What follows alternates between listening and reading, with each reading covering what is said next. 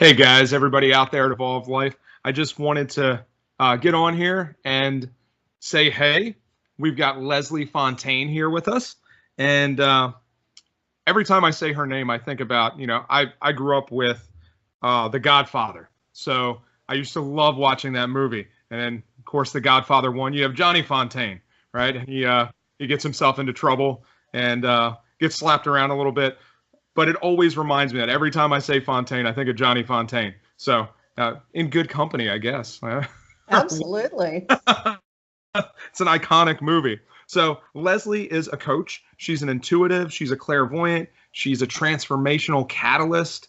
She's a healer. She does all kinds of amazing things. So we wanted to take this time just to talk with her. She did a talk at Victory of Light called Manifesting Abundance Through Higher Vibration. Something that all of us on this are trying to do, right? We're all trying to get to that next level. So, Leslie, take it away. Tell us a little bit about yourself.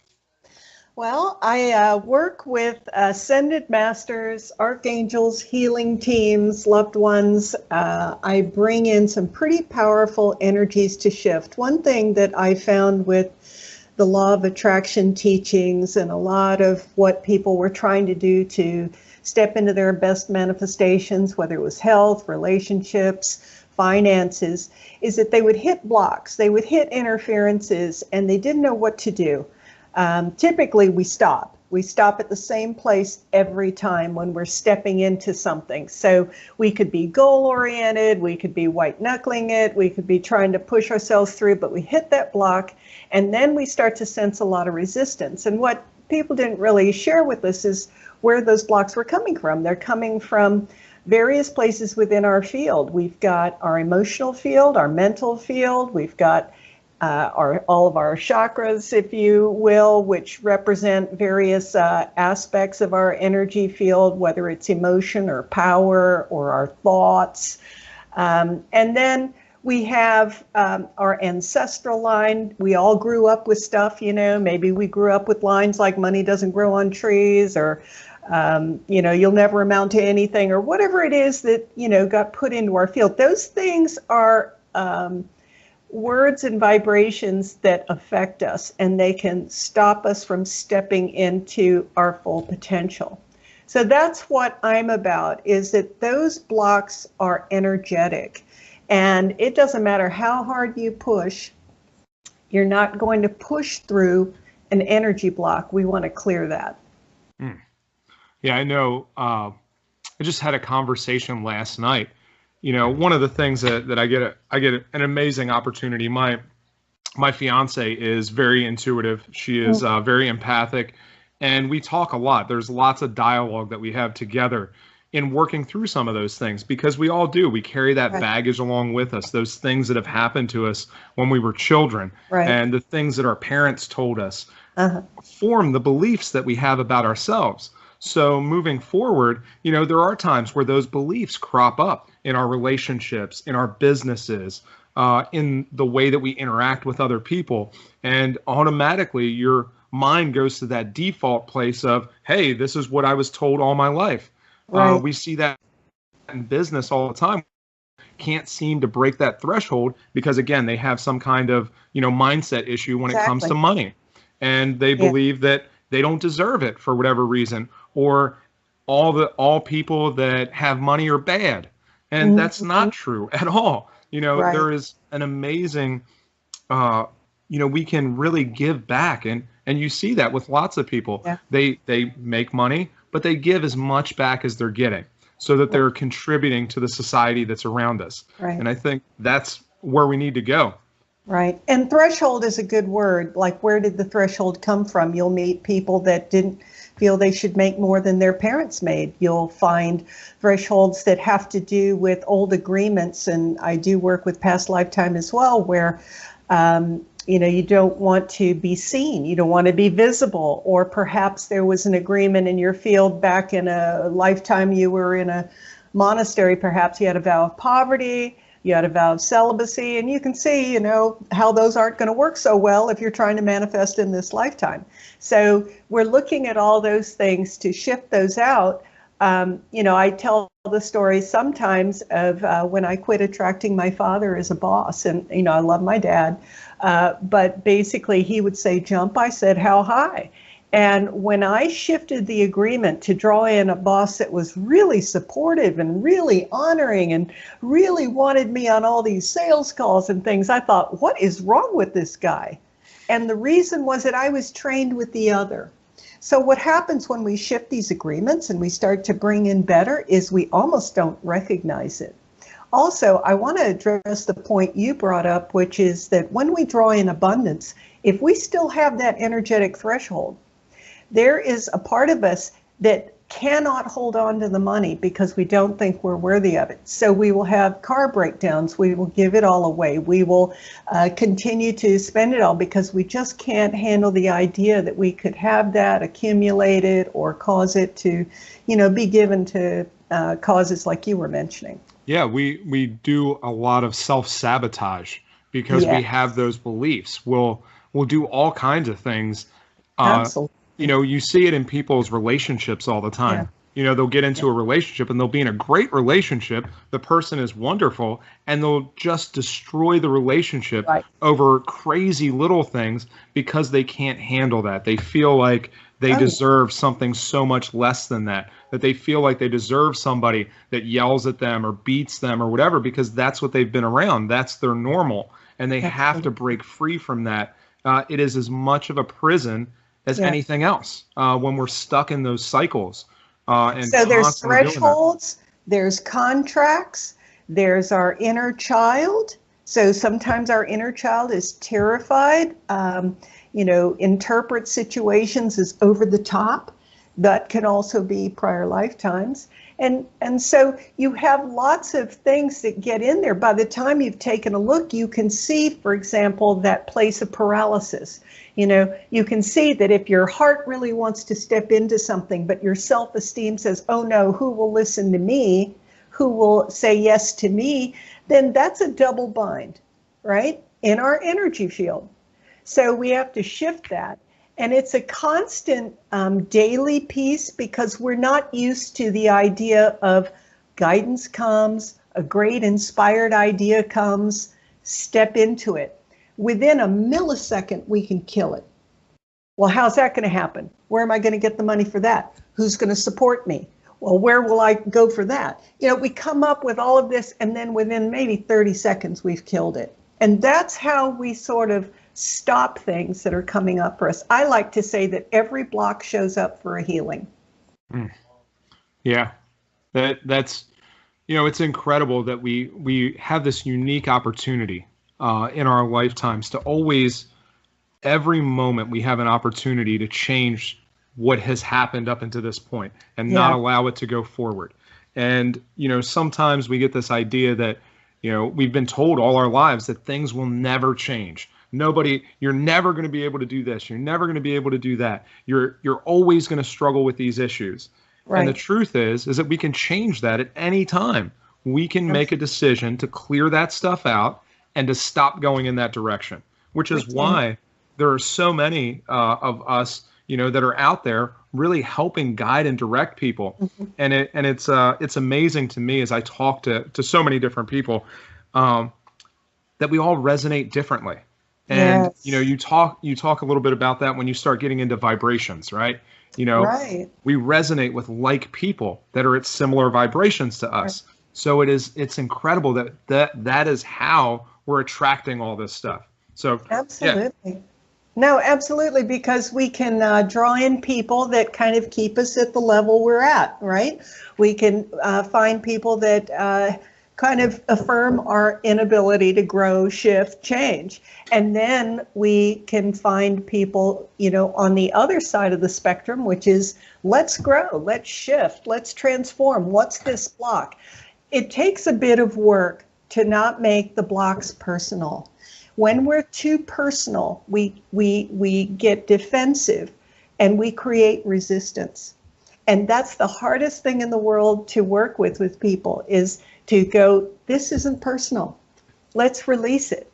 The other thing we can have sometimes is a loyalty strain in our families, where we're carrying a lot of the responsibilities and energies of the family. And, to say we are not going to be disloyal, but we're going to give this back to them. We're going to allow them to carry that burden, to work on their life path, for them to shift so that our field can get lighter, higher, better, and we don't have to carry it for them.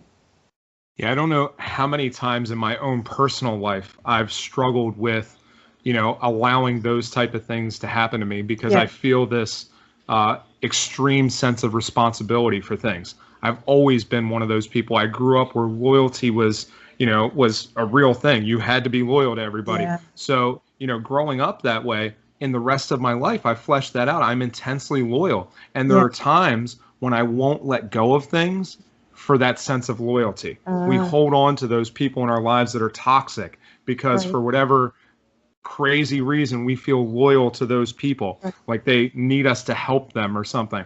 And we do that with jobs. We hold on to jobs for a long time because we feel like we're loyal to them and we don't want to disappoint people. And ultimately, we need to be concerned about our highest good and what's going to nourish our lives. Mm-hmm. Absolutely. No, that loyalty piece is scary for a lot of people, and I'll find that, definitely ancestral, for sure, inner child.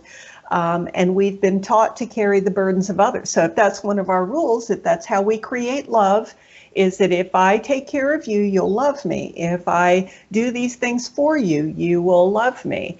I will be accepted. There's all that piece. So then we go into deep areas of abandonment, right?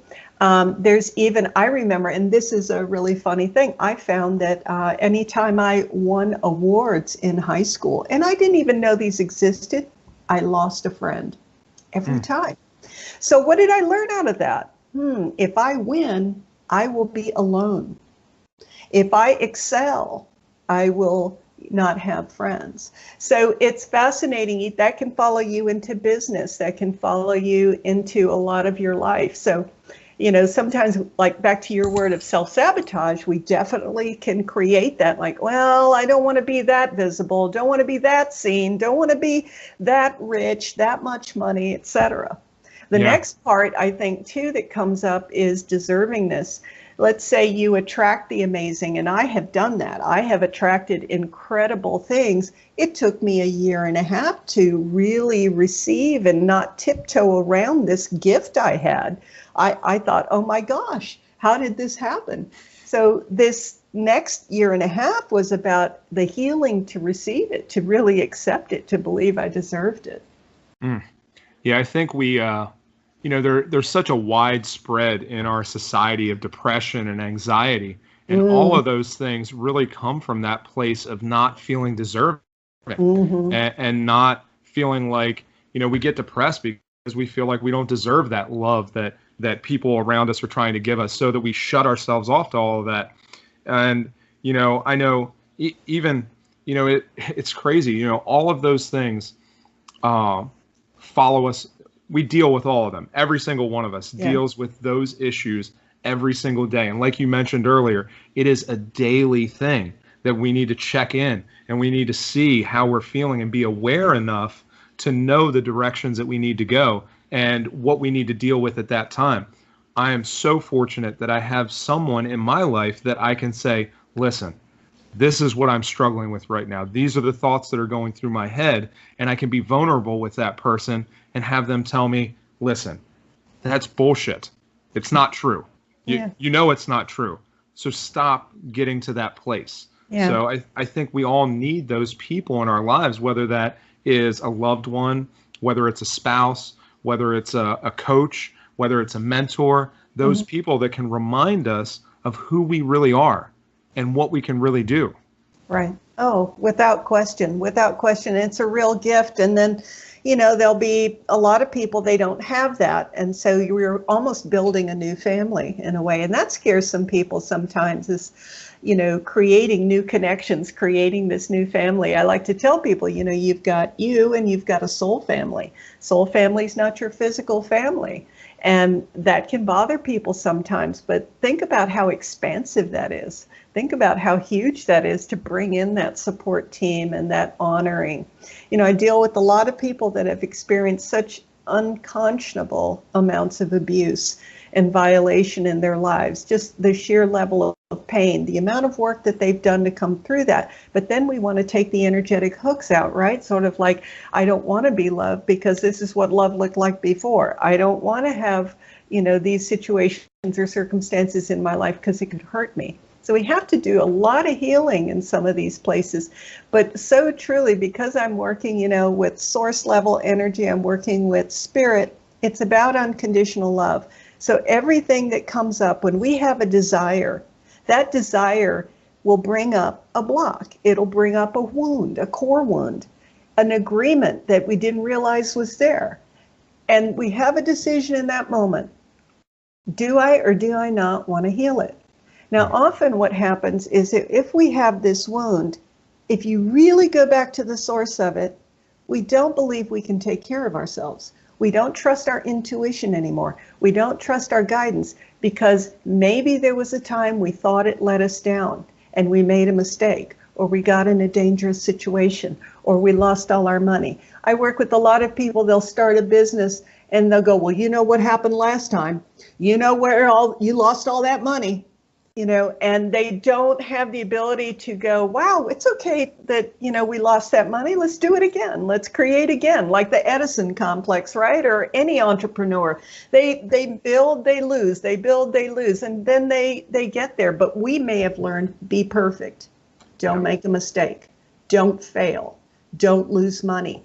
And it hits that ancestral list of things as if, oh my gosh, that is a finite pot of gold and we cannot waste that, you know, and all these things will come to our mind. So these are all the kinds of hooks. So when I'm speaking, you know, I'm bringing up all this stuff and people are going, yeah, yeah, yeah. Oh yeah, that's mine, that's mine, that's mine. And now do I want to move it? Now do I want to shift it? Yeah, I think ultimately, you know, we sit in a unique position to work with people and to really help them ask the right questions that can get them unstuck from where they're at. Because, you know, none of us can really go into somebody's life and change them. They have to choose to make that decision and to move a different direction. We can give them the tools that they need. We can give them better questions that they can ask to really see how that intention needs to shift so that they can get to where they need to go. We can help them see those blocks that they're having because a lot of times we're blinded to it and we don't see it until we get to that moment of decision and we have no choice but to see it. And then it's, you know, a lot of times it's almost too late to repair the relationships that we've broken because of that, to get out of the financial mess that we're in because we chose to do this endeavor and we didn't get any sound advice along the way, you know. So I think it's important that we're able to really be there for people and really shift their mindset on those things. Oh, absolutely. No question. And then, you know, you'll meet people all the time who are of a certain age and everybody around them is retiring. All right. And so there's this another invisible threshold. Oh, I'm this age, therefore. And I like to tell the story of a client I had who's in her 80s and she decided to open a yoga studio. I mean, there are things that we don't realize we've imposed upon ourselves. And, you know, we could be, well, I'm 62. It's too late to go back to graduate school. Okay. You know, so be it. But the thing is, if you've been inspired by that and you shut it down, what does that do to your field? What it does is it starts to cause you to contract, feel small, get a bit depressed, get resentful, and there you go. And you do that again until the next idea comes. And then after a while, if we're not careful, we kill them all. And that's the part that, you know, is it too late? No, it's never too late. At 85, you could wake up. 92, you can wake up. It doesn't matter. The point is to recognize that after a while we kill it enough, and then we tell ourselves what's not possible, what can't be done. We haven't tested it, we haven't proved it, but that's what we've decided. Yeah. When you look at people that are wildly successful, and you mentioned this already, that they fail until it happens, right? The one unique thing that they have is they don't buy into the fear. Everybody has the fear. It's there. It's with everybody. When I talk to people, whether they make $250,000 a year or $20,000 a year, ultimately they're all afraid of the same thing. But one person can suspend that fear for enough time to move forward. And they can dance with that fear instead of buying into it and allowing it to become a block and to get them stuck. Absolutely. Absolutely. And energetically, you can sort of cause yourself to withdraw, contract. Let's say, for example, it's far easier to go work for someone else than it is to motivate yourself each day, to create your material, to create your agenda, to just be self-motivating continuously and all the time. Well, we can sort of pull back in a way and go, oh, I'm not feeling good today. I don't feel great today. I don't feel inspiring.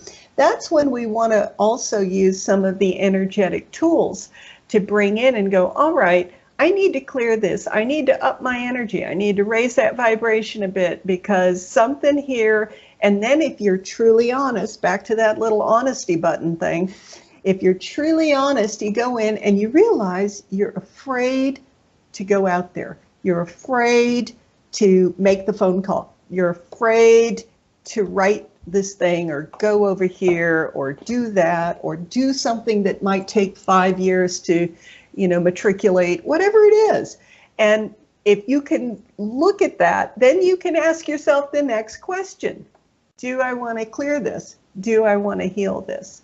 And that's what we do. That's what we start. So much coming up in the throat space here. So I'm always looking energetically in fields, right? So this is where we co-create with source energy. This is where we put it out there. We don't put out there, oh, I can, I'm not sure. Well, what if it doesn't work? What if there's not enough money? Here we co-create with source energy. And we put out there what we want to make happen, what we want to manifest. And it's almost like your own divine channeling coming through, right? Today I'm creating this. It can sound insane. It can sound ludicrous. It's like, what am I thinking? I'm a crazy person. Why am I saying all this? I can't see it. Well, guess what? You can't see any of the other stuff people are putting out there too regarding negativity or the economy or health or whatnot. That's all like smoke and mirrors. You can't see it. So all of this is energetic and we can feel it. We could have our heart completely expansive. We could have our core completely contracted. And we have to go into that and go, okay, I'm going to open myself. I'm going to jump off this cliff. I'm going to fly. Being at Victory of Light, it's an incredible venue with all kinds of things going on, all kinds of people. Yeah. And I got the opportunity to go around and talk to some incredible people. And, walking up, really being open to whatever is going to happen, right? Setting my own personal intention and saying, okay, this is what I'm here to do. I'm here to meet a bunch of people. I'm here to make some connections and really get to know some incredible people. And then allowing myself to be open and allow that to happen. Because I could have said, oh man, I don't want to talk to anybody. I'm so afraid. What if they reject me? What if they say, I don't want to talk to you. Who are you? Why are you asking me this question? I could have felt that way, but I chose not to.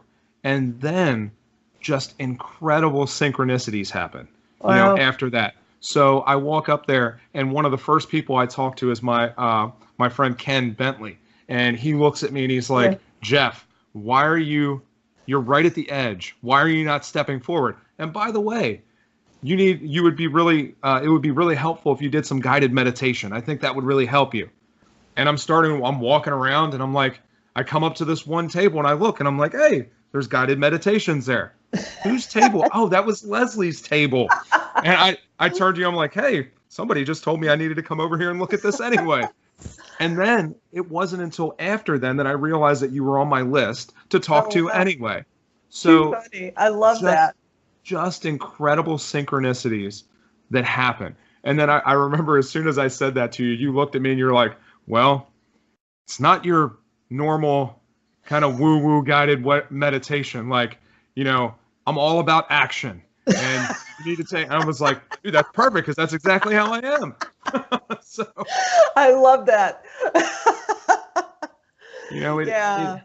You did amazing things at the show, and that is a kind of a cool story in a way, because I talk about people doing that, and you're just giving a wonderful example of that. Is that a lot of times, because of our control mechanisms and the fear of not being in control, we have to sort it out before we get to the end result. We have to go, well, where's this going to take me? Where's this going to go? How's that going to end up? How's that going to support this? How's that going to create the money? How's that going to create the relationship? And, I love that quote from Martin Luther King is, you're looking at a staircase and you take the first step and then you take the next step. You don't see all the way to the top of the staircase. And that's how guidance works.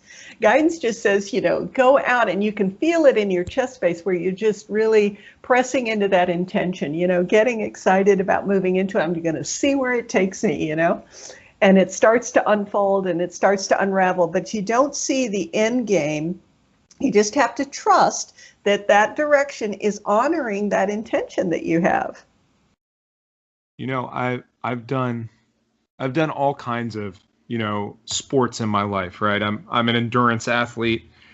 And with that, there were so many times when I was doing that, I didn't make a whole lot of money, but I traveled to Beijing, I traveled to Scotland, and I was like, how the hell am I going to do this? But I just went, right? Yeah. I took that step to go there and to see what happens. In both of those locations, when I was in Scotland, I didn't even start the event. I got there and I failed the second test. I failed it and they threw me out of I couldn't continue on in the event. So I had now flown, however many thousand miles to the middle of Europe to go and do this event, and I'm no longer in it. So I'm like, what am I supposed to do now? What am I here to learn from this? I made it to the end of that. I spent 3 days and nights in the countryside, hiking and doing all that stuff with another group of people that wouldn't quit either. And we ended up finishing right at the same place that the other team that was in the event finished. And I remember the guy who ran it, he came up to me at the end and he looks at me and we're standing there and he just smiles at me. And I looked at him and I said, Joe, you didn't think I wasn't going to be here, did you? Like, you had to know that I was going to come to the end. I didn't come here for a vacation. I came here to be open to whatever was going to happen. And even though I was out of the event, what I was supposed to be there for, because I was open enough, I had an incredible experience that was life-changing for me. Wow. And I think it is that. It's really staying open to allow the universe to do what it does. Wow, that's inspiring. I love hearing that. Thank you for sharing that. When I went to Beijing, there was a moment in Beijing where we were doing another endurance event and they decided that we were not enough and that we hadn't made all the goals and everything. And we hadn't made the measure of what they wanted us to do. And I remember standing outside of this hut as they had brought everybody else inside. It wasn't a hut, but it was like a compound. There was a door there. And everybody went inside, the people that had finished. And I felt like, they're just waiting. They're waiting to say, no, you guys are good. So I told everybody, I took control of there was like about 15 of us out there still. And we're holding these bags of dirt over our head. They're 30 pounds. And we're holding them up. And everybody's arms are dead. We've been out there for 70 hours now. And they didn't come back out. And I remember telling everybody, just wait. They're going to come back out. So they come back out and they're like, you guys, you didn't finish or you didn't graduate. You finished, but you didn't graduate. And what I learned through that is that it's the journey, right? It's not the destination. Like I thought that I needed this little piece of metal to tell me that I had done something. The truth is that I had already done it, Wow. right? I was already there. I had made the journey and I had grown and learned from that. It's not any marker that anybody could ever give me that can put any place on my value. My Mm, value is completely different from that. I create that. And it's the experiences that I'm willing to allow to open myself up to that gives me value. wow. So, anyway. That's beautiful. No, well, I mean, but that's the inspiration because you think about for all of us, what stops us. And, I call it guidance or inspired ideas or things that resonate with our soul, things that really connect with us and who we are. We're all unique. We all have certain things, but even our desires are not a mistake. They may on one level look like, well, what's this going to do for me? Where's this going to take me? But like you said, it's this journey on the way that things start to unfold and get created. And you can almost look back with such sadness at all the places we stopped ourselves. All the places that we said, well, what would mom think? What would dad think? What would, where am I going to get the money? I should really put this toward a house and all this kind of stuff, and it's great to hear you share that whole unfoldment because a lot of sadness can come out of lost and missed opportunities that we could have answered differently at other times. Yeah. So, with that, yeah, whole man thing. Say it again. So, how does let's talk about how vibration plays into the whole manifesting, manifesting whatever. Absolutely. So if we go back to our whole energy field, and I've brought up some places, let's say like our chakra column, which are really just energy centers. We have our energy fields from our physical to etheric to emotional, mental, out to our spiritual fields. We have our ancestral line. We have our past lifetimes, and we have our inner child. You think about that, that's probably about, 15 things right there, right? And so the nice part of this is we don't have to have any condemnation about it. We don't need to feel bad about ourselves. All of us have this baggage that we've carried through multiple lifetimes. So when we have a desire, and maybe we get a tight spot in our heart space or in our core, we want to take a look at what is it that's coming up about things. Is it fear? Is it self-esteem? A lot of the stuff we've already touched on. And every time we shift energy, every time we move out a lower level agreement into a higher level agreement, or move out an old wound and we clear that out and raise ourselves up, we are shifting our vibration. And we start to draw from a higher place. And that's what's critical, is that's the difference between white knuckling it, which is sort of in the 3D, finite, emotional, mental space. Going into a higher vibrational energy, we start to draw in higher vibrational connections. So whether that's the finances, the job opportunity, the partnership, the health. Even health a lot of times can be where we're holding toxic energies in our body that really either it could be that loyalty thing we talked about earlier, some things that we carry in behalf of others. Just to give you an example, one energy that I clear out a lot for people in the old, thousands of years ago, mystery school techniques or healer techniques, the healer would absorb the infirmity of the client and take it on. We don't have to do that anymore. So there are still a lot of us that are carrying some of that in our field, where we're carrying the infirmities of others. And it can show up as caretaking, it can show up as enabling, all kinds of stuff. So now what we want to do is we want to take those energies of people that we heal, but we want to transmute it, we want to shift it, turn it into light, send it back, nice and high vibrational. So there's a lot of old lessons in our field that we want to shift out. And it's amazing. Once we move those and the vibration raises, we start to see possibilities, whereas before we were kind of feeling a bit retracted and down and not able to step into it. And it was based on self-esteem. We're not doing self-esteem. This is energetic. I think it's interesting when we start getting to those higher levels of vibration and we start attracting different people into our lives, right? We start, and it's always funny, those people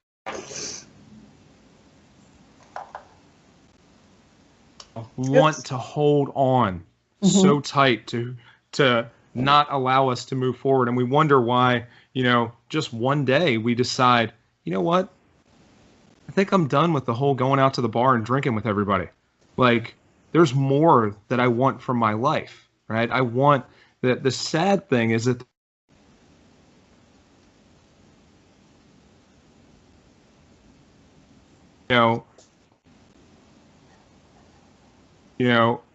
you had mentioned something else, and it reminded me that they always talk about how you're the sum of your 5 closest friends, right? And it is that energetic connection that we have. If we are around a whole bunch of people that are still down at this level, they are going to bring us back down to that level of vibration. If we move and we get with people that are at a higher level of vibration, we play a whole different game when we're at that level than we do when we otherwise. Oh, absolutely. No, that's a beautiful way to look at it. It's kind of like the recovery community that says you got to change your playground and playmates. You've got to find another place to go that is more resonant with who you are and what you're doing. I remember when I first started working on this kind of stuff, I thought, well, you know what? I'm going to go teach my stuff in a homeless shelter, because I don't want to teach this stuff where somebody's got a back door and they've got some extra funds somewhere else and it's, kind of got a backup plan. I want to talk to people that don't have that backup plan and see what happens and what we can shift. And you know what, honestly, I've found that when we're really in that place, and it could be emotional and it could be, like changing jobs or going after something that we never imagined we could. It's like we just let go of all the moorings, and we don't have that backup plan. We don't have that place to fall back and be safe. So many of our transitions, the first places we start to hit that are our blocks have to do with safety. And that's where our control mechanisms come from, is that we think if I can see it all and I know exactly how it's all going to work, but all we're doing is creating a very safe, finite container that doesn't allow us to expand. I always think that's an interesting. We all think that we control so many things. And in actuality, we control very little, right? We control ourselves. And that's basically it. Because outside of us, we can't do anything to control other people or other things. Even when it comes down to, safety. Right. When it comes to safety, we can't have any real certainty that everything is going to be safe, right? Anything can happen at any given time. Yeah. Absolutely.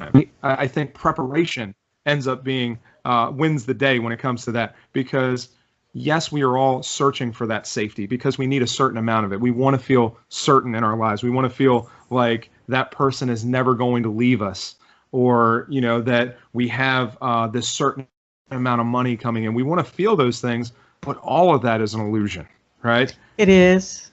It absolutely is. It is not something that we can hold on to, and because we try to hold on to that so tight, we get lost in it, and then we can't move forward. Just like you said, we get trapped in that box that we put ourselves in. And we also are living someone else's priorities sometimes. We're living what we learned. If we came through a family, they could have had a ton of money but had huge financial fear. They could have, been very physically challenged, and your job was to take care of everyone in the family. So switching that whole role, like sometimes we confuse our personality, all the different roles we fulfill, and our energy field. They're not the same. They're not the same at all. So, it's kind of, I love that line in the Bible where, they were talking about Jesus and everybody in the town, and we all have this experience. We all know this one. Isn't that the carpenter's son? Now what's the implication of that line? The implication of that line is that, well, we know what you're capable of. We know who you are. It's personality based. Yeah, we've seen how you are. There's no sense of expansion or going beyond or, extending oneself beyond that. So we all have these things that we've brought into our field that create limitations. So anytime we stretch beyond that limitation, it is scary. It feels like a free fall.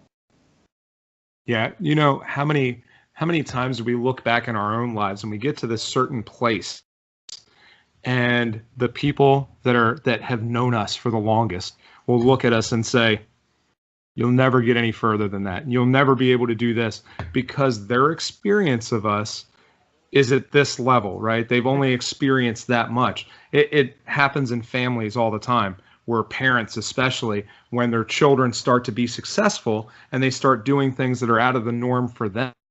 Right. They'll never get any. And then if we listen to that and we allow that to take root in our life, then we really have some serious blocks there that we need to get through.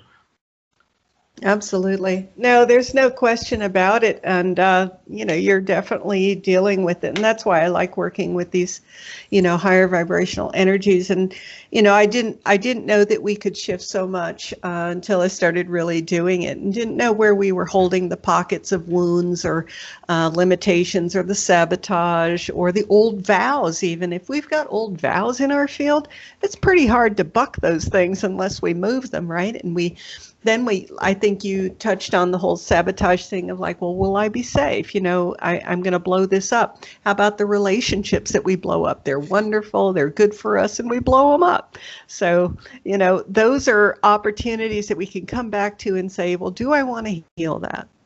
Do I want to stop this? And this is interesting. I ask people a lot of times, do you want to be abundant? And everybody goes, yeah, of course I do. And the thing is that when we step into abundance or into guidance, or we start drawing things in, there's change. And it is amazing how we stop at change, because it's like, well, what does that mean? How's that going to turn out? Will I be okay? And the other part about change is that when you step in a new direction, you turn your back on something else. And typically you're turning your back on something that's very familiar. So stepping into the new again becomes this whole, where did we learn all this fear? Where did we get so terrified? Yeah, I think, it's interesting that, you mentioned that everybody's like, oh yeah, I want to be abundant. I want to have this, I want to have that. But there's a price for those things, right? Yeah. And, we have to be willing to walk the road and to walk that path to obtain those things and to attract those into our lives. That may mean that, if we want to have this certain person, we may have to adjust some things in our own life because they don't match that vibration of what we want. And that can be scary. That can be really difficult if we're not prepared to make those changes and to make those moves. Whether it's, hey, I'm 62 years old. If I want to make $1 million next year, I might want to go and, learn about this piece of business. I may want to go back to school for that. Right. And Absolutely. You may have to make some decisions to make those things happen. I think so often when we start talking about abundance, people get this idea that they don't have to do anything, right? That all I have to do is think about it, it's going to happen. But there's action that's involved there, right? Yes, Absolutely. You have to hear it, you have to have awareness, but you also have to take action. Yeah, I like that. And you have to step in that, so... No, absolutely. You do. And again, then you hit the block, then you hit the awareness, then you think, what do I want to do? Do I want to shift it? Do I want to change it? And then it has consequences. Like you said, there's a cost to the change. And it's like letting go of the mooring and setting off in a new direction, And what if I don't know how it's all going to turn out? Well, the truth is none of us know how a lot of things are going to turn out. But we've learned all these things to keep us in check. And now we're throwing off the boundaries. We're just throwing these pieces off. And that does feel frightening. It does. Absolutely. One of the things that I find fascinating, even again within my own life, is we have this idea things are going to be so bad and they're going to be so terrible and they'll never end. And the truth is that they're never that bad. They're never that terrible, and they always end, right? Yeah. Earlier in my life, I was married, I got divorced, I went bankrupt, and I thought, this is the worst thing that could possibly for bankruptcy. It really wasn't that bad. No, it's probably Right. like the best thing in the world and turned you in a great new direction. Yeah, I was free from all the things that were crushing me, all the financial things that were crushing me. And yeah, I've had to wait, it's been about 7 years now, and I'm still building up. But it's like, it happened. I thought it was going to be with somebody, and we think, God, I can't live without them. And then you're without them, and you figure out a way to live, right? The human spirit will figure it out if you have to. Absolutely. It's one of the reasons why I go out there and I do these crazy long events, because I know that even though I may not be prepared, I will figure out a way to make it happen. And I'm constantly challenging myself to do that, to put myself in awkward situations so that I can figure out, how am I going to respond to this? Am I going to be able to come up with a solution that is going to be beneficial to everybody? Right. And I think that's important, because and they don't take any action at all. They just sit there and they watch it happen to them, and they refuse to be involved. And it's sad when I see that happen to people, because they will struggle the rest of their life because they're just not aware enough to make the necessary steps to get what they really want. And a lot of times they don't even know what they want because they haven't taken that time to figure it out. Right. And sometimes the wounds are pretty deep. I work with a lot of people that are very physically compromised with, not lightweight stuff. And, or they've been beaten down enough or been in abusive situations. There's that classic thing that even came up in the news, a few months ago, was why would an abused person stay in an abusive situation? And so we don't want to ever trivialize what's going on for people and what it's like. But if the wounds are coming up, then these are opportunities to start to heal. And I work with people that have some pretty heavy karmic loads, and I work with other people and their load is light. They've done they probably did a lot of cleanup in all those other lifetimes. So, they're pretty light and everything looks simple, and they just touch it and it's the Midas touch and off they go and no problem. And then you'll meet other people and you think, my God. And, some people I work with, they are so aggressive on clearing a lot of their karmic load. And they're not personal about it. And they go, no, this has got to go. I got to work on this. I got to clean this. And they know what the load feels like. So I like to not judge too badly what's happening for people. It's really important, because otherwise it becomes a performance issue. Like, well, great, it's so easy for them. Why is it so hard for you? Yeah. It's not a performance. Some of this stuff is really, really tough, and they're having to let go of some of this that it takes a bit. Yeah, I think that's where, it is an intensely personal thing. Everybody's, transformation is intensely personal. And, looking at it like that, because everybody is a separate case, right? We all have our own things going on.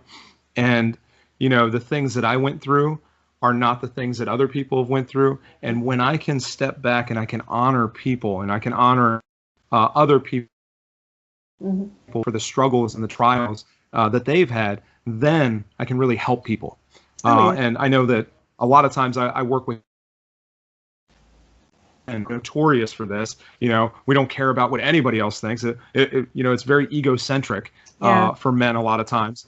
And it's what continues to get us in trouble within our culture, because we don't take the time to honor the people that are around us, that those people deserve that honor for whatever, they've done in their lives. Instead of, putting it at our own standard, we allow them to just be the people that they are and to be incredible just on their own. And, really trying to teach men, especially, to be vulnerable and to allow that in and be able to see other people's gifts for what they are. A lot of times, I know men that I deal with all the time, it's really difficult for them to understand emotional people, right? Because they're not typically that emotional, even though they may be, but they show their emotions in negative ways. So they're not in tune with a lot of the whole emotional spectrum.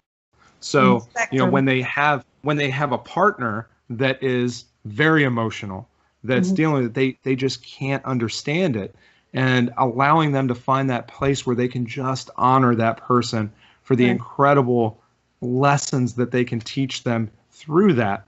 I get great examples that my fiance, again, is very empathic, and I get to watch that. She gets to teach me all the time, and I'm so thankful for those lessons coming into my life that I can be better than I already am. And the empathic energy is an interesting one because, we have to learn to put boundaries up.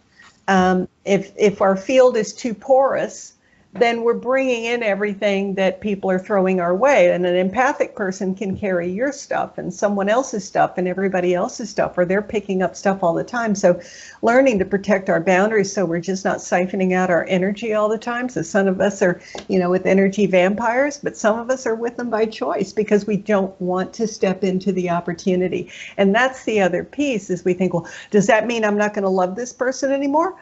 Absolutely not. It just means that you're not going to let them siphon your energy anymore, and you're going to step into who you are. But some of us are in these agreements, so as we have an excuse to not step into all that we are. We sort of can say, well, see my situation and see this, and I can't, and therefore. But the key I always like to bring everybody back to is guidance and inspired ideas. There was a spark in you. There was something you wanted to do, something you wanted to create, and you step into this. And it's always to heal. So you're not going to stay small, and you're not going to stay all contracted. You're going to start to expand. But, if you're not a big ego person, you're thinking, well, who, me? I can't do that. I can't. Who will listen to me? Who will have an appointment with me? Why will, we come up with all these reasons to not step into our joy or our passion. So if not now, we'll eventually get there, next lifetime, maybe. Going back and pulling that back to the energetic part, we were talking about that. And when you have somebody that is very big energetically, whether they're, this powerful person or not, energetically, when they walk into the room, you can feel them. And the opposite too, when somebody that is really at a low vibration level, they walk into a room, you can just feel it draining all the energy out of it. And I know, like, when we met at Victory of Light, when we were there, when I walked up to the booth, immediately I felt that from you. And I was like, wow, this is really neat, and we share some of that. We actually talked about that at the booth, that we are both very straightforward people, and there is that appreciation that goes there. But you can feel that when you walk in and you meet somebody and you feel that energetic connection. I was talking to somebody before, and we were talking about how everything is an energetic connection. Absolutely everything in our lives is. When we talk to somebody, when we're interacting with people, it's all energy. And it's all that energy coming together. Yes. Yeah, it's like an energetic transaction in a way. And the key is just really knowing, where we're bringing it out from, what we're holding in us, what we're desiring to create, what we're desiring to step into, and then not absorbing, everything from the other person, just allowing that to be this energetic transition, but we allow them to keep their boundaries and we keep our own. So there can be financial siphons, there can be energy siphons. It's just amazing all the different kinds of hooks we can have in our field. So that's, where I work with the higher level vibrational energies, and I move out these contracts, agreements, cords, some nasty energies sometimes.